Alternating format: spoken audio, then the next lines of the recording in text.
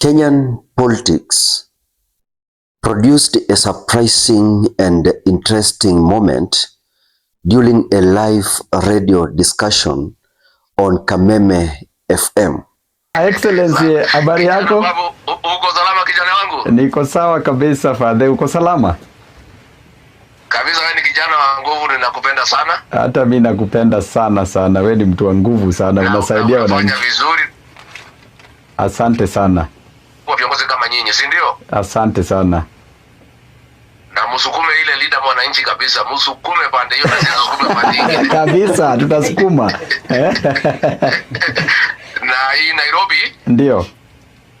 Asante, niliona umeenda kotini kutetea watu wetu wanabomolewa na nini, na ni jamii ya Wakikuyu inapigwa. Wewe bibi yako ni Mkikuyu, usaidie hiyo Wakikuyu, tumekupatia bibi. Asante, lazima niwasaidie kabisa.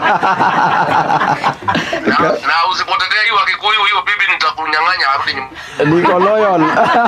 Niko loyal kabisa. Na ujue sasa kama umeoa Mkikuyu. Ndio. Kulipa dowry is a continuous process. Sasa ukiniona unalipa dowry kwa hiyo mshahara. During the program, Rigathi Gachagua unexpectedly called into the show and spoke directly with Babu Owino. The conversation, it then quickly attracted the attention across the political circles and social media. Many Kenyans, or let me say that listeners of Kameme TV expected a tense political exchange because the two leaders come from very different political camps. One in ODM, Linda Mwananchi, and another one DCP Kenya, Linda Ground. Lakini badala ya mapishano makali ya kisiasa kulikuwa pia na msaha kidogo ulioibua mjadala mkubwa sana. In this call, Gachagua jokingly told Babu Owino that since he is married to a Kikuyu woman, he should now work harder to support the interests of Kikuyu community. And the moment that sounded light and humorous, I can say that it was politically in a way that it raised deeper questions to listeners. Was it just a joke on radio, or was it a political message that was aimed at the future of Kenyan politics? Welcome, ladies and gentlemen, to my channel. This is DMTV Kenya. If this is your first time you're watching DMTV Kenya, I kindly request you to take a second, subscribe and turn on the notification bell so that next time I bring videos like this, YouTube will automatically notify you. And for the returning subscribers, thank you for always coming here to support this channel this far. It's because of you, and I don't take it for granted. Now, without wasting much time, ladies and gentlemen, let us go straight to this discussion. And first of all, why this call matters politically. In Kenyan politics,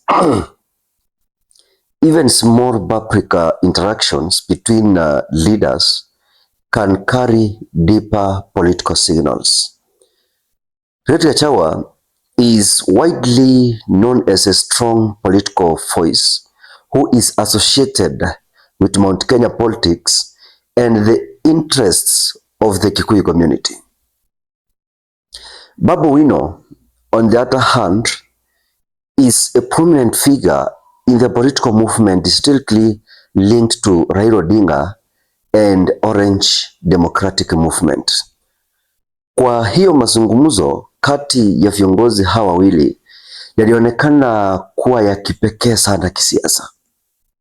It created the impression that a political bridge however small, it might exist between leaders who represent different political camps.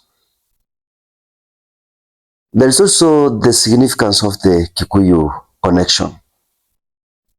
The joke about Babu Owino's marriage was not random. In Kenyan politics, ethnic alliances and voting patterns have historically played a major role in elections. Babu Owino is a Luo by community background, but his marriage to a Kikuyu woman symbolically connects him to Mount Kenya politics. Kwa hii siasa, jambo kama hili linaweza kuwa na maana kubwa zaidi ya msatu. So, some analysts, they are believing that Gachagwa's comment could have been something like a reminder that political leaders often build bridges across the communities. It also highlighted the possibility that Babu Owino may have interest in expanding his political support beyond his traditional base.